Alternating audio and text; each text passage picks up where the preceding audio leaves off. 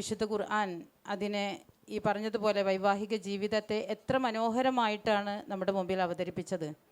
അത് സക്കീനത്താണ്, ശാന്തിയാണ്, കാരുണ്യമാണ്, അത് മവദ്ദത്ത് അങ്ങേയറ്റത്തെ പ്രേമമാണ്, ഒക്കെയാണ്. വിവാഹത്തിൻ്റെ തുടക്കത്തിലൊക്കെ നമ്മൾ കാണുന്നതും വൈവാഹിക ജീവിതത്തിലേക്ക് കടക്കുന്ന ഒരു രണ്ട് ദമ്പതികളുടെ കല്യാണത്തിൻ്റെ ദിവസത്തിൽ പോലും നമ്മൾ കാണുന്ന കാഴ്ചപ്പാടുകൾ വളരെ മനോഹരമാണ്. പക്ഷെ എന്തുകൊണ്ട് കുറച്ച് ദിവസങ്ങൾക്കുള്ളിൽ തന്നെ ഇത് വല്ലാതെ മോശമായി പോകുന്നു എന്ന് ചോദിച്ചാൽ, അത് ഈ പറഞ്ഞതുപോലെ ഹുന്ന ലിബാസുല്ലക്കും വ അൻതും ലിബാസുല്ലഹുന്ന, എത്ര മനോഹരമായിട്ടാണ് ഖുർആൻ അത് വ്യക്തമാക്കിയിട്ട്. ഒരു വ്യക്തിയുടെ ചൂടും ചൂരും വിയർപ്പും ഒക്കെ തന്നെ ഏറ്റവും കൂടുതൽ ഒപ്പിയെടുക്കുന്നത് വസ്ത്രമാണ്. അത് കാലാവസ്ഥക്ക് അനുയോജ്യമായിരിക്കണം, സമയത്തിന് അനുയോജ്യമായിരിക്കണം, ഓരോ പ്രോഗ്രാമുകൾക്ക് അനുയോജ്യമായിരിക്കണം. പ്രത്യേകിച്ച് നമുക്ക് ലോകത്ത് ആകെ വസ്ത്രത്തിൻ്റെ നിർണയിക്കപ്പെട്ട ഒരു വസ്ത്രരീതി ഇന്നതാണെന്ന് പഠിപ്പിക്കപ്പെട്ട ഒരു മതത്തിൻ്റെ അനുയായികൾക്ക് ഇത് കുറേയും കൂടി വ്യക്തമായി ബോധ്യമാകേണ്ടതാണ്. അപ്പം അതുകൊണ്ട് തന്നെ അങ്ങനെയുള്ളൊരു ജീവിതം അതിലെല്ലാം അടങ്ങിയിരിക്കുന്നുണ്ട്.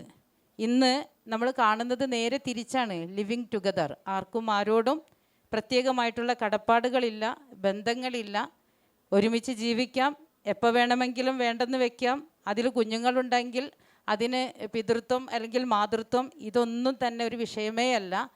അങ്ങനെയുള്ള ഒരു സംഗതി അതിൽ നിന്ന് മാറിയിട്ട് ഏറ്റവും മനോഹരമായ വിധത്തിൽ പടച്ച തമ്പുരാൻ, മാത്രമല്ല ലോകത്ത് ആദ്യമായിട്ട് അള്ളാഹു ആദം നബിക്ക് സഹോദരിയെയല്ല, ഉമ്മയെയല്ല, വാപ്പയെയല്ല, ആരെയോ അല്ല നൽകിയിരുന്നത്, ഒരു ഇണയെയാണ് നൽകിയത്. ആ ഇണയിലൂടെയാണ് വബസ്സ മിൻഹുമാ റിജാലൻ കസീറൻ വനിസാഅ, ധാരാളം സ്ത്രീകളെയും പുരുഷന്മാരെയും അള്ളാഹു ഇങ്ങനെ വ്യാപിപ്പിച്ചു എന്നതാണ്.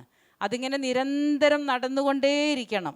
ആ വിധത്തിൽ അതിനിവിടെ തുടർച്ചയുണ്ടാകണമെങ്കിൽ മനോഹരമായ വിധത്തിൽ അതിനെ അടയാളപ്പെടുത്താനും മറ്റുള്ളവർക്ക്, നമ്മുടെ സമൂഹത്തിൽ, നമ്മുടെ മക്കൾക്ക്, തലമുറകൾക്ക് അത് ഒരു ഭാരമാകാതെ, ഒരു വൈമുഖ്യമാകാതെ, അതിലൊരു പേടിയില്ലാതെ വളരെ മനോഹരമായിട്ട് ഖുർആൻ കാണിച്ചു തന്ന, വരച്ചു തന്നതിലൂടെ തന്നെ പോകണം.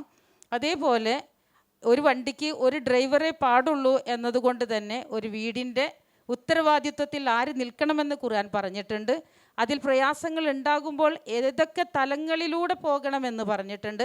ആൺകുട്ടികൾ എടുക്കേണ്ട നിലപാടുകളെക്കുറിച്ച്, പെൺകുട്ടികൾ എടുക്കേണ്ട നിലപാടുകളെക്കുറിച്ച്, ഇവർ തമ്മിൽ അത് പൊരുത്തപ്പെട്ട് പോകാൻ കഴിയാതെ വരുമ്പോൾ സ്വാഭാവികമായിട്ടും അതിന് പുറമെ നിന്ന് ഒരാൾ വരുമ്പോൾ ആ ആളെ ഖുർആൻ ഉപയോഗിച്ചിരിക്കുന്ന വാക്ക് പോലും ഹെക്കം എന്നാണ്. അത് റജുൽ എന്നല്ല, അബ് എന്നല്ല. ഹെക്കം എന്ന് പറഞ്ഞാൽ യുക്തിബോധത്തോടു കൂടി, തത്വദീക്ഷയോടുകൂടി സംസാരിച്ച് പരസ്പരം രമ്യതയിലേക്ക്, സുൽഹിലേക്ക് എത്തിക്കുന്ന ഒരാളായിരിക്കണം എന്നതുകൂടി, രണ്ട് കുടുംബങ്ങളിൽ നിന്നും വരേണ്ടത് എന്നുകൂടി പറയുമ്പോൾ പലപ്പോഴും ഇതൊരിക്കലും ഇത് ബന്ധനമാകരുതെന്നും ഇത് വേറിട്ട് പോകരുതെന്നും എക്കാലത്തും നിലനിന്ന് പോകണമെന്നും, അങ്ങനെ നിലനിൽക്കാതെ ഈ ഘടകങ്ങളൊക്കെ നടത്തിയിട്ട് നിലനിൽക്കാതെ പോകുന്നുവെങ്കിൽ അള്ളാഹുവിൻ്റെ അർശ് കുലുങ്ങുമെന്നും ഒക്കെ നമ്മൾ പഠിക്കുന്ന ഏറ്റവും സുപ്രധാനമായ ഒരു കാര്യത്തോട് നമ്മുടെ സമീപനം എങ്ങനെയാണ്, അല്ലെങ്കിൽ സമൂഹത്തിൻ്റെ സമീപനം, അതിൽ നമ്മുടെ മക്കൾ ഉണ്ടായിരിക്കരുത് എന്നും അവർക്ക് നല്ല രീതിയിൽ ഇതിനെ മനസ്സിലാക്കി കൊടുക്കാൻ നമ്മൾ ശ്രമിക്കണം. വ്യത്യസ്തമായ തലങ്ങളിലൂടെ ഇത് നമ്മൾ പഠിക്കേണ്ടതുണ്ട്.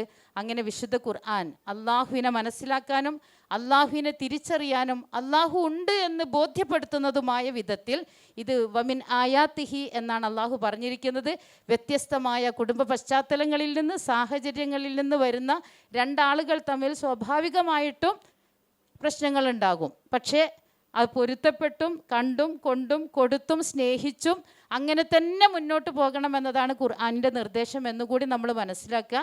ഇത് നീന്തൽ പോലെ, ഡ്രൈവിംഗ് പോലെ കാണുമ്പോൾ പെട്ടെന്ന് ആർക്കും സാധ്യമാകും എന്ന് വിചാരിക്കുമ്പോഴും ആ ഡ്രൈവിംഗ് സീറ്റിൽ ഇരുന്നാൽ വെള്ളത്തിലേക്ക് ചാടിയാൽ എന്താണോ സംഭവിക്കുന്നത്, അതിന് കുറച്ചൊക്കെ പ്രയാസങ്ങളുണ്ടാവും. പക്ഷെ അതുകൊണ്ട് ആരും നീന്താതെ ഇരിക്കുന്നില്ല, ആരും ഡ്രൈവിംഗ് പഠിക്കാതെ ഇരിക്കുന്നില്ല.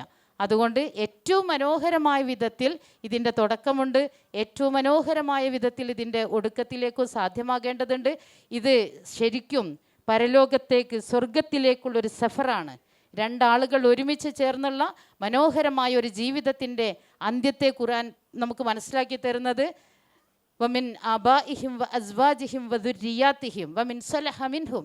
സ്വലഹ എന്നത് നമ്മൾ അണ്ടർലൈൻ ചെയ്യുമ്പോൾ ശരിക്കും നമുക്കത് ബോധ്യമാകും. എന്തായാലും പടച്ച തമ്പുരാൻ എല്ലാ നിലക്കും അത്തരത്തിലുള്ള മനോഹരമായ ദാമ്പത്യ ജീവിതം ഇവിടെ ഉണ്ടാകാനും അതുവഴി നല്ല കുടുംബം, നല്ല സമൂഹം, നല്ല രാജ്യം, നല്ല രാഷ്ട്രം ഒക്കെ നിലനിൽക്കാനും അള്ളാഹു തൗഫീക്ക് ചെയ്യട്ടെ എന്ന് പ്രാർത്ഥിച്ചുകൊണ്ട് എല്ലാ പാനലിസ്റ്റുകൾക്കും നന്ദി അർപ്പിച്ചുകൊണ്ട് ഞാൻ എൻ്റെ വാക്കുകൾ അവസാനിപ്പിക്കുന്നു. അസ്സലാമു അലൈക്കും വറഹ്മത്തുള്ളാഹി.